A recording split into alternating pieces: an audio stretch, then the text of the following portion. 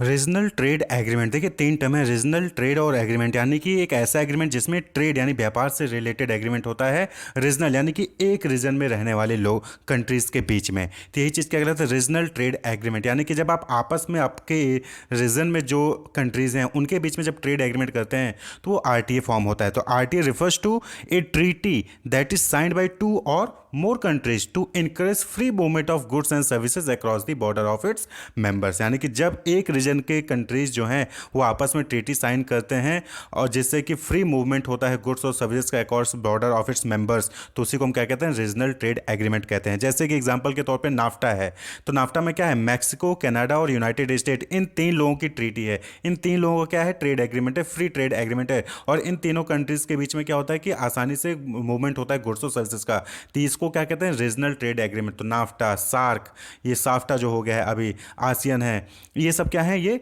Regional trade agreement होते हैं। तो the arrangement comes with internal rules that member countries follow among themselves. यानी कि जब कोई रीजनल ट्रेड एग्रीमेंट होता है तो उनके बीच में जो है इंटरनल रूल्स बनते हैं जो कि उन मेंबर कंट्री, जैसे कि नाफ्टा है तो मैक्सिको, कनाडा और यूएस, उन तीनों का इंटरनल रूल है और वो तीनों उस रूल को फॉलो करते हैं। तो action of governments to liberalise और facilitate trade on regional basis. तो यहाँ पे मेन मोटिव क्या होता है कि जो आपके आसपास की कंट्रीज हैं आप उनको जो है लिबरलाइज करते हो और ट्रेड को बढ़ावा देते हो जिससे कि आसपास की कंट्रीज में आसानी से ट्रेड हो सके रीजन के बेसिस पे। तो यही मेन मोटिव होता है। तो रीजनल ट्रेड एग्रीमेंट यही चीज़ है कि जो आपके आसपास की कंट्रीज हैं उनके साथ आप एग्रीमेंट करते हो जिससे कि आसानी से आपका सामान जो गुड्स और सर्विसेज है आसानी से ट्रेड कर सकें। That is simple regional trade agreement. तो मेजर रीजनल ट्रेड एग्रीमेंट्स की बात करें तो बहुत सारे आप देखेंगे, नाफ्टा है, North American free trade agreement, EU है, यूरोपियन यूनियन, एपेक है, Asian Pacific economic cooperation forum, ASEAN है, the association of South East Asian nation, SAARC जो कि अब साफ्टा हो गया, South Asian association of regional corporation, BRICS, Brazil, Russia, India, China and South Africa. वहीं पे CAFTA-DR है, Central American Dominion Republic free trade agreement. तो ये सब क्या है, ये मेजर रीजनल ट्रेड एग्रीमेंट है जो कि आपस जो वहाँ के रीजन है उनके बीच में ये अलग अलग ट्रेड एग्रीमेंट्स हुए हैं। बात कर लें type of regional trade agreement की, तो एक आता है यूनिलेटरल ट्रेड एग्रीमेंट। तो यूनिलेटरल ट्रेड एग्रीमेंट क्या है, यहाँ पे क्या होता है कि कोई भी सामने किसी दूसरे कंट्री से आप जो यहाँ पे एग्रीमेंट नहीं करते हो, यहाँ पे आप करते हो आप अपने आप ही जो है अपने कंट्रीज में जो इंपोर्ट रेस्ट्रिक्शंस होते हैं उसको हटा देते हो। यूनिलेटरल यानी अकेला, यानी कि कंट्री क्या करती है, हमारे यहाँ पे जो है आसानी से ट्रेड हो सके इसके लिए हम क्या कहते हैं, खुद ही हम अपना रेस्ट्रिक्शन हटा देते हैं। हम दूसरे से मतलब नहीं रखते कि वो सामने वाला हमारे कंट्री से रेस्ट्रिक्शन हटा रहा है नहीं हटा रहा है, लेकिन हम खुद ही हटा देते हैं। तो country reduce it's import restriction without any agreement from trade partner, यानी कि जिससे हम ट्रेड करें उससे हमें कोई मतलब नहीं है, लेकिन हम अपने मर्जी से अपने यहाँ पे इंपोर्ट ड्यूटी कम कर देते हैं, रेस्ट्रिक्शंस हटा देते हैं। तो देयर इज नो नेगोशिएशन। तो यूनिलेटरल यानी वन साइडेड होता है।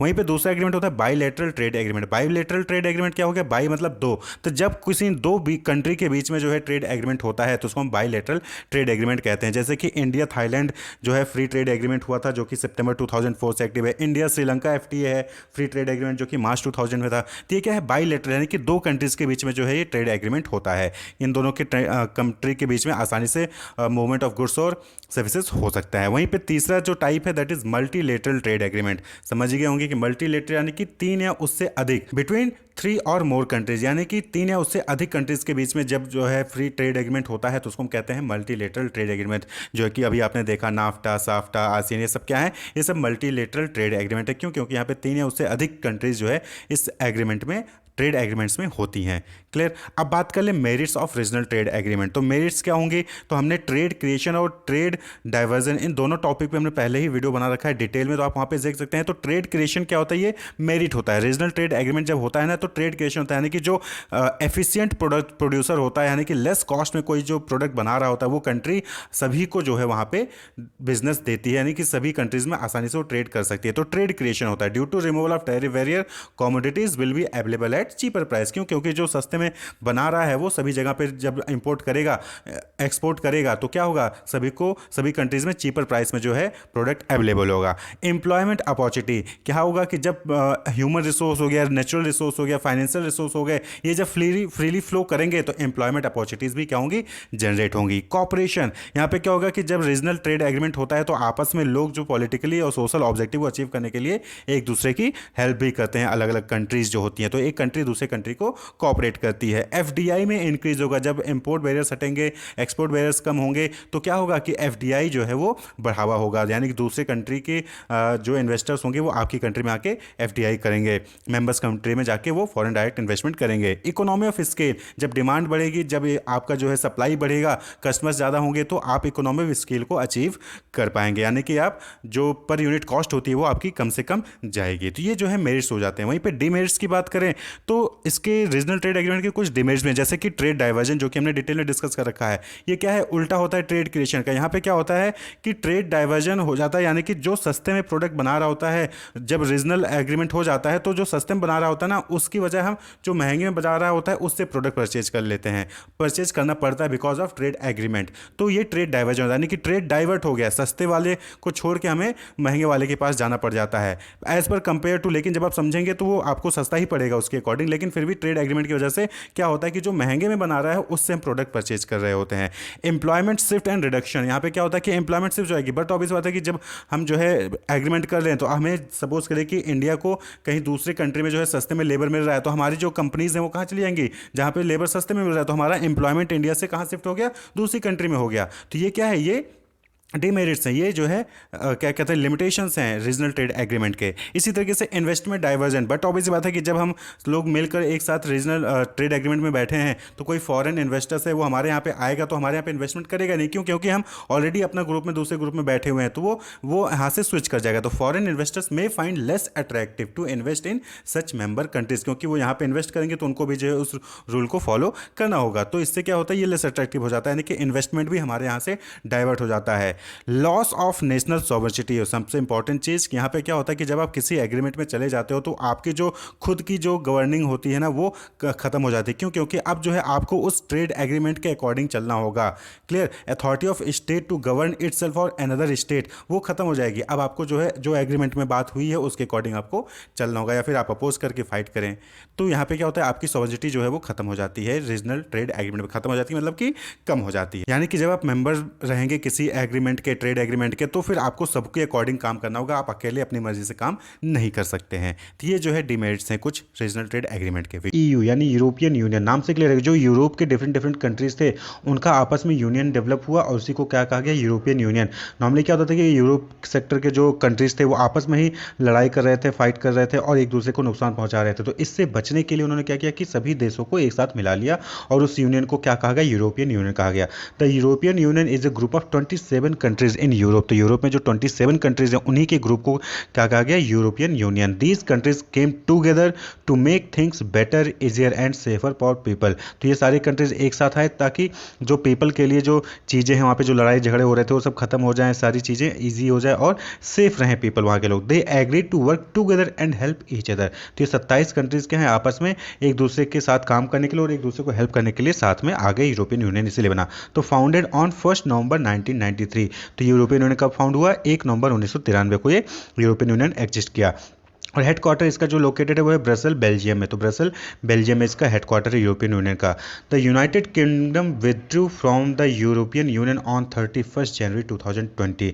तो इससे पहले 28 कंट्रीज थे लेकिन 27 कंट्रीज अभी बचे हुए हैं और एक जो यूनाइटेड किंगडम था वो भी यूरोपियन यूनियन का जो है मेंबर था, लेकिन 31 जनवरी 2020 को उसने अपने आप को विड्रॉ कर लिया। तो अब जो है करेंटली 27 कंट्रीज जो यहाँ पे अवेलेबल हैं। तो the idea to make the European Union came after 2 big wars happened in Europe. तो यूरोप में जो कंट्रीज हैं वो आपस में ही 2 बड़े युद्ध कर चुके हैं। तो उसको बचने के लिए, एक दूसरे का नुकसान कम करने के लिए या एक दूसरे को नुकसान न पहुंचाने के लिए ये यूनियन डेवलप हुआ था। Countries in Europe saw that it is better to work together than fighting against each other. तो उनको क्या लगा कि एक साथ मिलकर काम करना ज़्यादा अच्छा है, जबकि एक दूसरे से फाइट करने से ज़्यादा अच्छा है कि एक साथ मिलकर काम किया जाए। तो इसलिए यूरोपियन यूनियन बना जहाँ पे 27 कंट्री यूरोप के जो है एक साथ मिलकर काम करते हैं पीपल की बेटरमेंट के लिए। तो ऑब्जेक्टिव अगर बात कर लेते हैं, ऑब्जेक्टिव क्या है ईयू का, तो बट अब बताते हैं main objective is to promote peace and improve the wellbeing of nation. तो जो भी नेशंस हैं उनके वेलबींग को इंप्रूव करना और पीस यानी कि शांति बनाए रखना, ये जो है इसका मेन ऑब्जेक्टिव है। और ये to create a free and safe Europe with no internal border. तो यूरोप के अंदर जो है कोई भी इंटरनल बॉर्डर ना हो, जो कंट्रीज अलग अलग हैं 27 उनके बीच में कोई इंटरनल बॉर्डर ना हो और एक सेफ और फ्री जो है यूरोप क्रिएट किया जाए, ये मेन ऑब्जेक्टिव है ईयू यानी यूरोपियन यूनियन का। To ensure smooth and efficient trade trade within Europe, Europe के अंदर जो है स्मूथ और एफिशिएंट ट्रेड किया जाए। Competition between companies is free and fair, तो जो भी कंपटीशन है कंपनीज के बीच में वो फ्री हो और फेयर हो, जायज़ कंपटीशन हो। पीस इन यूरोप, अब बट ऑब्वियसली देखिए यूरोप में पीस हो। People have good lifes, good lifes के लिए जो आपस में कंट्रीज एक साथ आए। Things are fair for all people and nobody is left out. The language and culture of all people are respected, जो भी अलग अलग कंट्रीज की लैंग्वेजेज हैं, कल्चर्स हैं, उन सभी को रेस्पेक्ट मिले। There is a strong European economy and countries use the same coin to do business together. तो यहाँ पे यूरो, आप जानते हैं यूरो, तो यूरोप में ही जो है ट्रांजेक्शन्स किए जाते हैं और उसी को इकोनॉमिक इंप्रूव करने के लिए, स्ट्रॉन्ग करने के लिए सभी लोग उसी यूरो में ही बिजनेस को डील करते हैं। तो ये यूरोपियन यूनियन हो गया। इसी तरीके से कुछ कंट्रीज हैं जो कि आपस में बिजनेस करने आई और फ्री ट्रेड एरिया प्रोवाइड किया एक दूसरे के लिए, तो that is north American free trade agreement NAFTA. इसका नाम जो है अब चेंज हो गया है। तो पहले ही स्टार्टिंग में जब जो तीनों कंट्रीज आपस में आए तो उस वक्त इसको क्या कहा गया था, north American free trade agreement NAFTA. तो ये 1 जनवरी 1994 को जो है फाउंड हुआ और ये क्या था, कनाडा, मैक्सिको और यूनाइटेड स्टेट के बीच में ट्रीटी साइन हुई थी, जहाँ पे फ्री ट्रेड को बढ़ावा देने के लिए ये जो है एग्रीमेंट हुआ था। North American free trade agreement नाम में ही है। तो eliminate most tariff between the countries, तो जो भी ये तीनों कंट्रीज आपस में टैरिफ लगाती थी वो इन तीनों कंट्रीज के लिए, एक दूसरे के लिए इन्होंने टैरिफ को एलिमिनेट कर दिया था, ज़्यादातर टैरिफ्स को। It was replaced by the United state Mexico Canada agreement यानी यूएसएमसी ऑन जुलाई 1, 2020। तो 1 जुलाई 2020 को अब जो है इसका नाम क्या हो गया, नाफ्टा से रिप्लेस करके इसको कर दिया गया यूएसएमसी यानी कि United state Mexico Canada agreement. तो दो तीनों के नाम ही इसमें, कनाडा, मैक्सिको और यूनाइटेड स्टेट। तो अब इसका नाम बदल के क्या कर दिया गया, USMCA. The secretariat is located in separate national offices in Mexico City, Ottawa and Washington. तो इसके जो सेक्रेटरीट यानी कि हेड ऑफिस की बात कर लें आप, तो ये तीनों जगह पे है, मैक्सिको सिटी में भी है, ओटावा में भी और वाशिंगटन में भी है। तो ऑब्जेक्टिव की बात करें, क्या ऑब्जेक्टिव था नाफ्टा का, तो बट ऑब्वियस बात है कि फ्री ट्रेड को बढ़ावा देना था। तो eliminate trade barrier and facilitate cross border movement, तो जो भी क्रॉस बॉर्डर मूवमेंट इजिली हो सके और कोई भी बैरियर्स न लगे या हटा दिया जाए। टू प्रमोट फेयर कंपटीशन तीनों ही कंट्री में जो भी कंपनीज उनके बीच में फेयर कंपटीशन को बढ़ावा देना। टू इंक्रीज इन्वेस्टमेंट अपॉर्चुनिटीज को एक दूसरे कंट्रीज में बढ़ावा देना। To provide adequate and effective protection to IPR यानी कि इंटेलेक्चुअल प्रॉपर्टी राइट, तो इसको भी जो है एडुकेट जो है रिसोर्सेज प्रोवाइड करना और उसको प्रोटेक्ट भी करना एक दूसरे के आईपीआर को।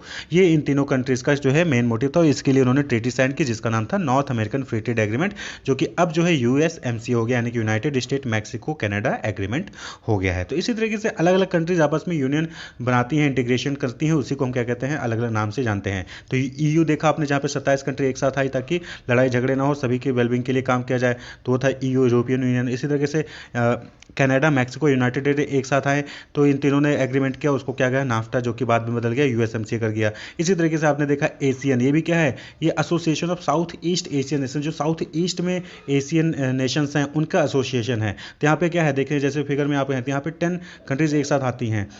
तो was established on 8 August 1967 in Bangkok, Thailand. तो थाईलैंड में बैंकॉक में 8 अगस्त 1967 को ये जो है इस्टेब्लिश हुआ था। इसमें 10 मेंबर थे एशियन में। कौन कौन थे, जो 10 मेंबर थे उसमें से जो पहले 5 मेंबर थे उन्होंने इसको जो है फाइंड किया था, इसको इस्टेब्लिश किया था। वो कौन थे, founding father of Asian, namely Indonesia, Malaysia, Philippines, Singapore और थाईलैंड। ये 5 कंट्रीज थे जिन्होंने एशियन एग्रीमेंट जो है साइन किया, association of South East Asian nation. उसके बाद इसमें 5 कंट्री और ऐड हुए, ब्रुनेई दरसुलम, वियतनाम, लाओपीडियर और म्यांमार और कंबोडिया। ये 5 कंट्री बाद में इसमें और ऐड हो गए। तो टोटल 10 कंट्री का जो है एक एसोसिएशन है जिसको हम कहते हैं association of South East Asian nation, जो कि 8 अगस्त 1967 में जो है बैंकॉक, थाईलैंड में इस्टेब्लिश हुआ था। तो एशियन की बात करें तो इसका एम या पर्पज क्या है एशियन का, तो बस ऑब्वियस बात है, देखिए सारी जो भी इंटीग्रेशन होती है, इकोनॉमिक इंटीग्रेशन हो रही है, उस सभी के मोटिव होता है कि ट्रेड को बढ़ावा देना, एक दूसरे के कंपटीशन को फेयर बनाना, एक दूसरे के अगेंस्ट जो है अगेंस्ट कोई काम ना करना है, सभी का यही होता है main objective. To accelerate the economic growth, social progress and cultural development in the region. But अब इस बात है कि जो भी एशियन साउथ एशियन यानी कि 10 कंट्री हैं वहाँ पे जो है इकोनॉमिक ग्रोथ को बढ़ावा देना, सोशल प्रोग्रेस करना और कल्चरल डेवलप करना सभी रीजन में। To promote regional peace and stability through abiding respect for justice and the rule of the law in the relationship among countries of the region. तो सारी चीज़ें वही घुमा फिरा के हैं कि पीस को डेवलप करना, एक दूसरे कंट्रीज में कोई भी लड़ाई झगड़े आपस में ना हो, जो है सभी एक दूसरे के जस्टिस को जो है रेस्पेक्ट करें, रूल ऑफ लॉ को फॉलो करें, to promote active collaboration in mutual assistance on matter of common interest in the economic, social, cultural, technical, scientific, administrative field. तो जो भी इकोनॉमिक से रिलेटेड है, सोशल, कल्चरल, टेक्निकल, साइंटिफिक और administrative field से related है, वहाँ पे कॉमन इंटरेस्ट के लिए एक साथ दूसरे के साथ मिलकर काम करना, कोलैबोरेशन के साथ। To provide assistant to each other in the form of training and research, एक दूसरे को ट्रेनिंग। आपने अक्सर न्यूज़ में देखा होगा कि आज इंडिया और अमेरिका के आर्मी ने एक साथ अभ्यास किया, तो ये क्या है, ट्रेनिंग है। तो एक दूसरे के साथ ट्रेनिंग करना ताकि आपके रिसर्च करना, ट्रेनिंग करना, जिससे कि आपका जो है स्ट्रेंथ मजबूत हो। एजुकेशन के फील्ड में हो गया, प्रोफेशनल के फील्ड में हो गया, टेक्निकल के फील्ड में हो गया, एडमिनिस्ट्रेटिव के फील्ड में हो गया, किसी भी फील्ड में आप जो है एक दूसरे के साथ ट्रेनिंग और रिसर्च कर रहे हो। तो ये एशियन का जो है ऑब्जेक्टिव था। To collaborate more effectively for the greater utilization of their agriculture and industries, तो एक साथ ही आपस में आए ताकि ये एग्रीकल्चर और इंडस्ट्रीज को भी बढ़ावा दिया जा सके। The expansion of their trade including the study of the problem of international commodity trade, the improvement of their transportation and communication facilities and the raising of the living standard of their peoples. तो देखिए सारा कुछ घुमा के आ गया कि agriculture और industries को बढ़ावा देना है, ट्रेड को बढ़ावा देना है, जो भी इंटरनेशनल कमोडिटी से रिलेटेड प्रॉब्लम है उसको सॉल्व करना है, जो ट्रांसपोर्टेशन और कम्युनिकेशन से रिलेटेड फैसिलिटीज़ है वो प्रोवाइड करना और लिविंग ऑफ स्टैंडर्ड को बढ़ावा देना है, जो भी अपने आपस की कंट्रीज़ के लोग हैं उनकी। तो इसीलिए इंटीग्रेशन होता ही है। बट ऑब्वियसली बात है कि अपने आपको और साथ ही साथ अपने देश के साथ जो दूसरी कंट्रीज़ हैं उनको इकोनॉमिक में हो गया, प्रोफेशनल हो गया, टेक्निकल हो गया, ट्रेड हो गया, उसमें बढ़ावा मिले, स्ट्रांग हो और सभी जो लिविंग स्टैंडर्ड है वो इम्प्रूव हो। तो जितने भी इंटीग्रेशन है। To promote South East Asian studies, तो इसका एक जब जैसे नाम ही है कि Asian association of South East Asian Nation, तो जो साउथ ईस्ट एशियन नेशन है उनके प्रमोट करना उसकी स्टडीज़ को, तो ये ऑब्जेक्टिव था। इसी तरीके से फंडामेंटल प्रिंसिपल्स थे एशियन का, वो क्या था कि mutual respect for independence, sovereignty, equality, territory integrity and national identity of all nation. तो जो भी 10 कंट्रीज थी वो 10 आपस में एक दूसरे के इंडिपेंडेंस को, सॉवरेनिटी को, इक्वलिटी को, टेरिटरी इंटीग्रिटी की जो बाउंड्रीज हैं, जैसे कि अभी आपने देखा इंडिया और चाइना में बाउंड्रीज को लेके इशू हुआ, और इस तरीके से नेशनल आइडेंटिटी को जो है मेंटेन रखना, रेस्पेक्ट करना, ये जो है प्रिंसिपल है 10 जो कंट्रीज की हैं एशियन के। The right of every state to lead its national existence free from external interference and subversion और कोएर्सन, यानी कि बिना किसी डरे धमके के जो है उनके पास राइट है कि वो अपने नेशनल एग्जिस्टेंस को मेंटेन करके रख सकें। Non interference in the internal affairs of one another, यानी कि जो 10 कंट्री हैं वो आपस में एक दूसरे कंट्री के इंटरनल अफेयर में जो है हाथ नहीं डालेंगे। ये भी है सेटलमेंट ऑफ डिफरेंसेस और डिस्प्यूट बाय पीसफुल मैनर, जो भी डिस्प्यूट हो एक दूसरे कंट्रीज के बीच में उसको जो है डिफरेंसेज हैं जो भी हैं उसको पीसफुल मैनर में जो है उसको सुलझाया जा सके, बातचीत करके, ये नहीं कि सीधे लड़ाई करने चले गए, ऐसा नहीं हो। रिनंसिएशन ऑफ द थ्रेट और यूज ऑफ फोर्सेस, तो जो भी थ्रेट है जो उसको जो है घटाया जा सके या अपने फोर्सेस का गलत इस्तेमाल नहीं करना है। इफेक्टिव कॉपरेशन अमॉन्ग देमसेल्फ, जो भी कंट्रीज हैं आपस में इफेक्टिव कॉपरेशन करें। तो ये कुछ प्रिंसिपल थे। अब नेक्स्ट यूनियन इंटीग्रेशन जो है वो है South Asian Association for Regional Corporation, SAARC, ये आपने सुना होगा। यहाँ पे इंडिया भी आता है। अभी तक जो भी आपने देखा नाफ्टा हो गया, एशियन हो गया, या फिर आपने ईयू देखा, वहाँ पे इंडिया नहीं था। सार्क में जहाँ पे इंडिया भी इसका मेंबर है, South Asian Association for Regional corporation. तो देखिए यहाँ पे काठमांडू नेपाल में जो है इसका हेड ऑफिस है। 8 दिसंबर 1985 को जो है ये फाउंड हुआ था और 8 मेंबर हैं इसमें, 8 मेंबर्स हैं इस सार्क में। Its member states are Afghanistan, Bangladesh, Bhutan, India, Maldives, Nepal, Pakistan and Sri Lanka. तो यहाँ पे 8 देश हैं, वो नॉर्मली देखेंगे आप अगर मैप में तो इंडिया के जो आसपास के कंट्रीज हैं वही यहाँ पे जो है इसके मेंबर्स हैं। तो अफगानिस्तान, बांग्लादेश, भूटान, इंडिया, मालदीव, नेपाल, पाकिस्तान और श्रीलंका। और सबसे बाद इसमें जो है बाद में जो यहाँ पे जो कंपनी अटैच हुई है वो है अफगानिस्तान, बाद में इसमें सार्क में एडमिट हुए थे। तो प्रिंसिपल क्या है सार्क का? Cooperation with in the framework of SAARC shall be based on respect for the principle of sovereignty, equality, territorial integrity, political independence, non interference in the internal affair of other state and mutual benefit। तो जैसा कि अभी आपने देखा Asian में, वहाँ पे भी क्या है 10 कंट्रीज आपस में आई थी ताकि एक दूसरे की जो है इंटरनल अफेयर में जो है टांग ना अड़ाएं, म्यूचुअल बेनिफिट एक दूसरे के लिए मिल के काम करे, सॉवरेनिटी को ध्यान दे, टेरिटोरियल इंटीग्रिटी पर ध्यान दें, यानी कि जो आपकी बाउंड्री वो आपकी है, जो हमारी बाउंड्री हो हमारी। पॉलिटिकल इंडिपेंडेंस, एक दूसरे के पॉलिटिकल इश्यूज में जो है इंटरफेयर ना करें। तो यही जो है यहाँ पे भी सार्क का जो है मेन मोटिव है। Such cooperation shall not be substitute for bilateral and multilateral cooperation but shall complement them. तो ये सार्क जो था ये क्या था कि ये यही नहीं था कि आपने किसी दूसरे कंट्री के साथ ऑलरेडी कोई बायलैटरल कॉपरेशन कर रखा है, मल्टीलेटरल यानी बहुत सारी अलग अलग कंट्रीज के साथ जो है आपने कॉपरेशन कर रखा है, तो उसको ये जो है सब्सटीट्यूट है उसका नहीं, ये उसको कंप्लीमेंट कर रहा है, यानी कि उसको और बढ़ावा दे रहा है। अब सपोज करिए 8 मेंबर हैं, 8 में से ऑलरेडी इंडिया ने जो है किसी के साथ ऑलरेडी नेपाल या भूटान के साथ ऑलरेडी कोई कर रखा है, तो उसको ये सप्लीमेंट करता है सार्क, ना कि उसको जो है उसका सब्सटीट्यूट है। इसी तरीके से अगर आप ऑब्जेक्टिव की बात करेंगे तो सेम जैसे एशियन के आपने ऑब्जेक्टिव देखे थे उसी तरीके से सार्क के भी ऑब्जेक्टिव हैं कि जो promote the welfare of the people of South Asia and to improve their quality of life, to accelerate the economic growth, social progress, culture development, to promote the and strengthen collective self reliance among the countries of South Asia, to contribute in mutual trust, understanding, appreciation of one others problem, to promote active collaboration and mutual assistant in the economic, social, culture, technical and scientific field, to strengthen cooperation and other developing countries, to strengthen cooperation among themselves in international forum on matter of common interest, and to cooperate with international and regional organization with similar aims and purpose। तो आप देखेंगे तो Asian भी हो गया, SAARC भी हो गया, सबका क्या है मेन मोटिव है कि जो आपस की कंट्रीज हैं, जो उस इंटीग्रेशन की कंट्रीज हैं, वो एक दूसरे में जो है म्यूचुअल इंटरेस्ट के लिए काम करें, एक दूसरे से कोलैबोरेट होकर काम करें, जो भी पीपल हैं एक दूसरे कंट्रीज के उनके वेलफेयर के लिए काम करें, ट्रेनिंग डेवलपमेंट पे फोकस करें, एक साथ मिलकर जो है अपने अपने देश के लिए जो है प्रोग्रेस और एक दूसरे के देश के लिए प्रोग्रेसिव वर्क जो है परफॉर्म करें। तो यही ऑब्जेक्टिव्स होते हैं। SAFTA, south Asian free trade area, ये जो है सार्क का ही एक्सटेंशन है। तो सार्क जो है वो इस्टेब्लिश हुआ 1985 में। उसके बाद जो है जो मेंबर कंट्रीज थी उनको लगा कि हमें जो है म्यूचुअल ट्रेड और इकोनॉमिक कोऑपरेशन को प्रमोट करना चाहिए जिस एक्सचेंज कंसेशन के थ्रू। तो उन्होंने क्या किया कि 1993 में सार्क प्रेफरेंशियल ट्रेड एग्रीमेंट जो है वो साइन किया, जिसको साप्टा कहते हैं, यानी SAPTA, यानी South Asian preferential trade agreement, to promote mutual trade and economic cooperation through exchange concession. लेकिन फिर धीरे धीरे जो मेंबर को लगा, उन्होंने रिकॉग्नाइज किया कि यहाँ पे और ज़्यादा प्रोग्रेस करने की जरूरत है और बियॉन्ड प्रेफरेंशियल ट्रेड एग्रीमेंट जो है उनको जाना चाहिए और higher level of trade and economic cooperation की तरफ जाना चाहिए। तो जो है 9th सार्क समिट में मई 1997 में ये डिसीजन हुआ कि सार्क को साफ्टा में कन्वर्ट कर दिया जाएगा। तो ये जो आप साफ्टा देख रहे हैं, south Asian free trade area, ये सार्क का ही एक्सटेंशन है। सार्क को साफ्टा में कन्वर्ट कर दिया गया। तो पहले सार्क था जिसमें कि 8 कंट्रीज जो थी, अफगानिस्तान, बांग्लादेश, भूटान, इंडिया, मालदीव, नेपाल, पाकिस्तान, श्रीलंका, ये जिन्होंने जो है 1993 में साफ्ट यानी कि प्रेफरेंशियल ट्रेड एग्रीमेंट साइन किया। उसके बाद फिर जो है 1997 में सबमिट हुआ 9th, उसमें जो है डिसीजन लिया गया कि सार्क को साफ्टा में यानी कि फ्री ट्रेड एरिया में जो कन्वर्ट कर दिया गया। तो साफ्टा जो है वो इंटर आया, फोर्स में आया 1 जनवरी 2006 को। तो यहाँ पे जो इस साफ्टा का जो मेन मोटिव था, वो ऑब्जेक्टिव क्या था कि टू एलिमिनेट ट्रेड बैरियर, यानी कि जो ट्रेड बैरियर्स होते हैं उसको एलिमिनेट करना, जिससे कि cross border exchange of goods, services और रिसोर्सेज वो आसानी से हो सके जो मेंबर कंट्रीज हैं। To promote fair competition in free trade area, तो फेयर कंपटीशन जो है वो फ्री ट्रेड एरिया में प्रमोट करना उसको। Considering effective mechanism for implementation and administration for resolution of dispute, यानी कि जो भी मेंबर कंट्रीज में डिस्प्यूट्स होती हैं उसके लिए जो है इफेक्टिव मैकेनिज्म को इंप्लीमेंट करना और एडमिनिस्ट्रेशन करना, जिससे कि डिस्प्यूट्स को रिजॉल्व किया जा सके। To bring transparency and integrity among the nations and provide equal benefit to the countries involve.